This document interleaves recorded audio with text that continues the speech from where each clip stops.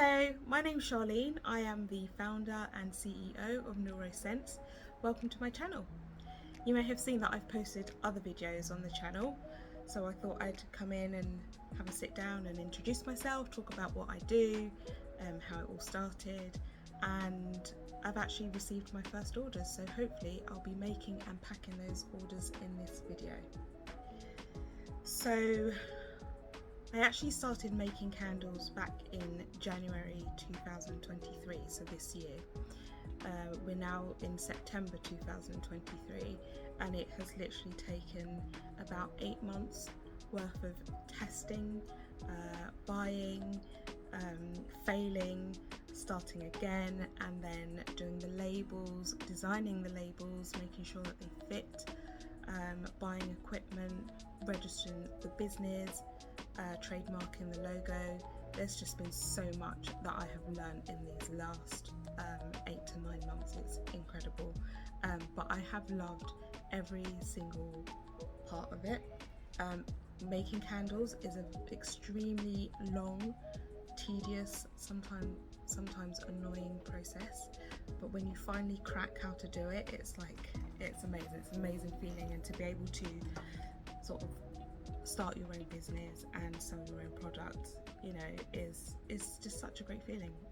I mean, there's quite a few people doing it now and successfully doing it, and I hope to be one of those, but also hope to share my journey, why I started, and the ups and downs, and believe me, there are many downs. But yeah, just hope to bring you guys on the journey with me. So basically, Nul means it means black. It means to be black in Wolof. Wolof is the native language of Gambia, and I wanted a word that sort of represented my favorite color. My favorite color is black. If you come to my house and you look around my living room, everything is black, from my sofa to my cabinets. There's some form of element of black in there. I absolutely love the color. There's something about it that's elegant but rich, powerful. So I wanted a word that encapsulated that. And you have noir, which is French. And although I love that word, I think it is a little bit overused. Plus, I didn't have any personal links to France. So my children actually are half Gambian. So I thought, okay, what's, the word for black in Gambian? And the moment I saw this word, I knew that that would be the name of my business. So yeah, Noor means to be black. And the rose element of NeuroSense is roses are, they're elegant as well. They're quite strong. They can grow in harsh conditions. So yeah, and they're beautiful. And that's what, that's the title of this section of NeuroSense. And that's why those words were essentially chosen for my business. Myself, I see myself as a, strong, I know it sounds a bit cliche, but black woman. That's what I am. Yes, there are elements to me that are soft, and that's where the rose sort of comes in, delicate, but essentially that's what my business represents. Funnily enough, it wasn't the candles that drew me into making candles. It was actually concrete containers. And I was watching YouTube one day, like all of us do, trying to figure out what it is that we would like doing, what, passions we have, because if I didn't say before, I do have 2 children, and when you have children, they become your whole world. But my children are slowly growing up, and so I needed to figure out what I would do, once they'd flown the nest, because we're not far from that at all.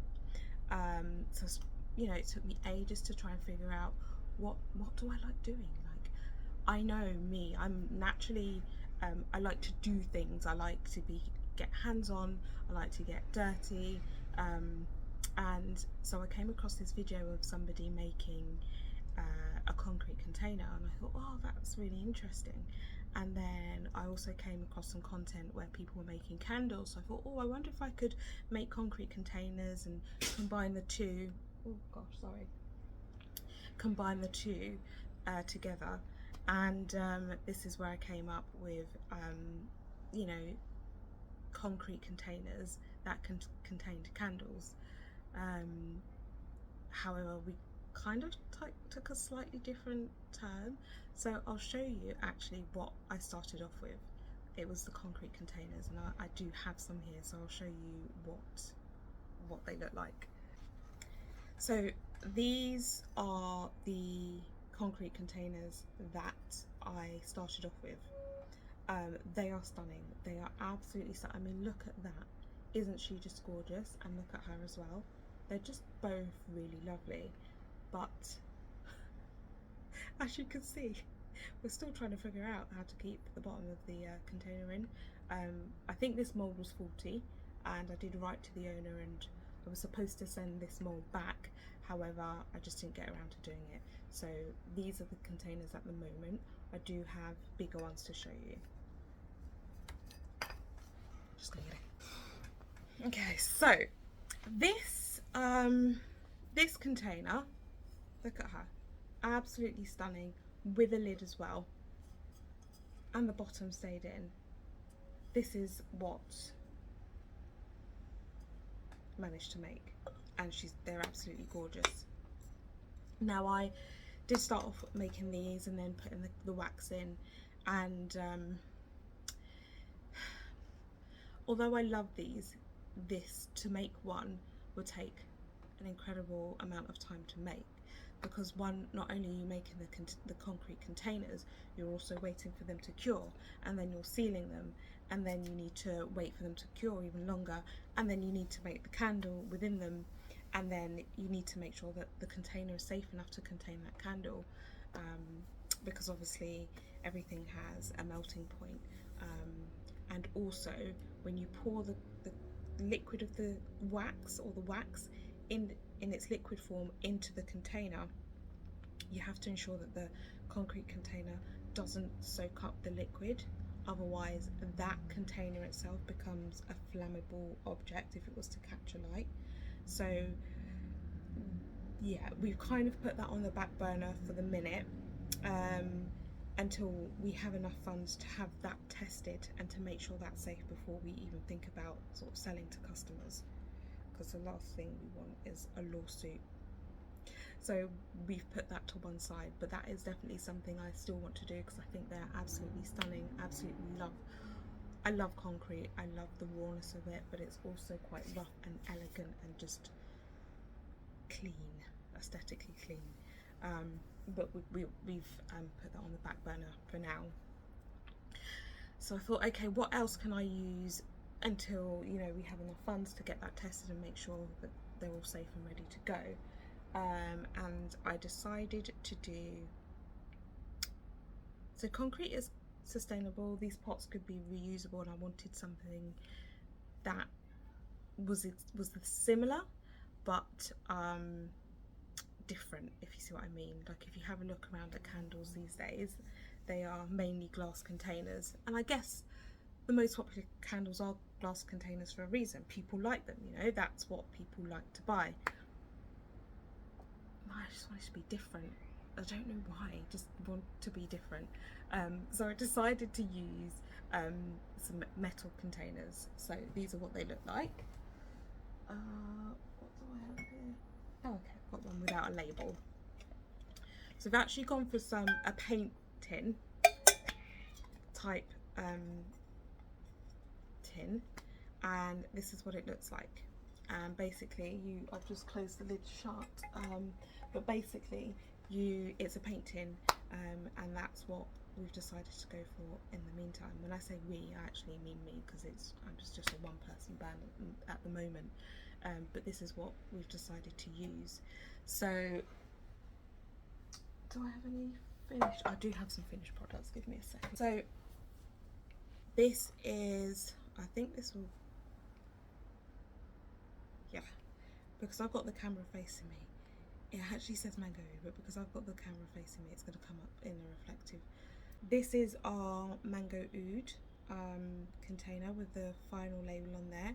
I say final label, I've changed the label about 100 times, and today, after buying the final labels, I've gone ahead and changed the label again. So these are this is the standard label. We have mango oud. We also have let me get it. Actually, I'm just so unorganized. I'm so sorry. Let me go and get the rest of them.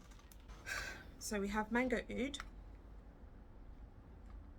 Stunning, absolutely stunning. I have no words. And then I don't actually have the container, but I have our rose and amber box. So this, I've just testing it out to see what our packaging would look like. And then we have Cuban oak. And all of them have a lovely little wooden wick inside, so it crackles when you light it on fire. So those are our signature candles. That's the type of container I've decided to go for.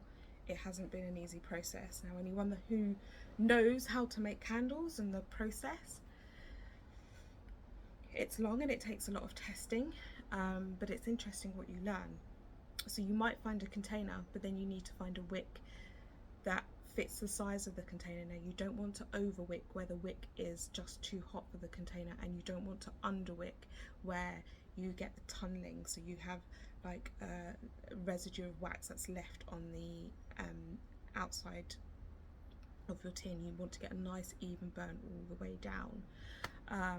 So once you find your container, you then need to also find the wick that suits that container. Not only that, the type of wax that you use needs to fit the wick. So there are lots of variables that kind of all need to work together, and you spend a lot of money at the beginning trying to test and trying to find the right wick, the right wax. And then when you do find the right wicks and the right wax and the right container, what might work for one fragrance oil, so what might work for Cuban tobacco fragrance oil, might not necessarily work for our rose and amber. So it's a lot of back and forth, but I've absolutely enjoyed it, and I'm still enjoying it, and I'm just excited to see where this goes. So at the moment we have our standard tin containers. They are reusable, they are recyclable, so this is what we love about them. You can use them for whatever you want afterwards, and they do last a long time. You can put some seeds in there, some soil, and grow your own plant, and that's why we really love these. And I hope in the future that I'm able to send out some seeds and some soil with every candle that we send out, so that people can then grow their own plants with these. Love these. And then we've also gone for sort of like a standard glass jar. So it's a tiny bit smaller, it's a tiny bit cheaper, and it's a glass jar. Everyone likes glass jars, so we're trying to bring in a different type of clientele. These are more sort of niche and unique, and our glass jars are more standard. So I'll go and get you one so you can have a look and see. Okay, I brought you over our mango oud. It's our mango. It's slightly smaller than the tin candle, and it has a cotton wick, but it's just as gorgeous. I've smelled, I don't know how many scents I've smelled, over 100. Hopefully one day I'll show you how many scents that I actually have in my collection. Loads. And I've picked 3, and these are the top 3 that I like. Rose and amber, sensual, floral, but sort of sweet, but deep sweet. It's beautiful. And same with mango oud, sweet but sort of deep. And then the Cuban oak is more of an aftershave scent, sort of like a manly scent. And I love aftershave scents. So Cuban oak. So those are my top 3. To our collection, we've also decided to add, should I do the reed diffusers? I'll do the reed diffusers next, because these are quite popular. Our reed diffusers in our same signature scent. Now these are actually really, really popular. People love these, and so do I, quite frankly. It's nice when you're in your house and you walk past that area and you get a quick whiff of, you know, your Reed diffuser, like, yeah, I made that. But yeah, these are our Reed diffusers in our signature scents. And we've also made some wax melts, so I'll go and get those as well. So the wax melts that we have, we've got in our signature scents, we've got rose and amber, we've got Cuban oak, and we've also got mango oud. But I think my sister took them. So yeah, these are our wax melts. So that's where we sit now with our product range. I launched on the 2nd of September. It was supposed to be the 30th of August. Slight hiccup there. I have another video actually that will explain what happened there, but we ended up launching on the 2nd of September for pre-orders only, and as of the 24th of September I will be posting you know, products out. I do have my first 2 orders, which is great. It's a pack of wax melt and a Reed diffuser, and somebody else is interested in a Reed diffuser, but they wanted to come and smell the scents before they bought. So I will be making those and packing those, hopefully in this video, so you can get to see the process.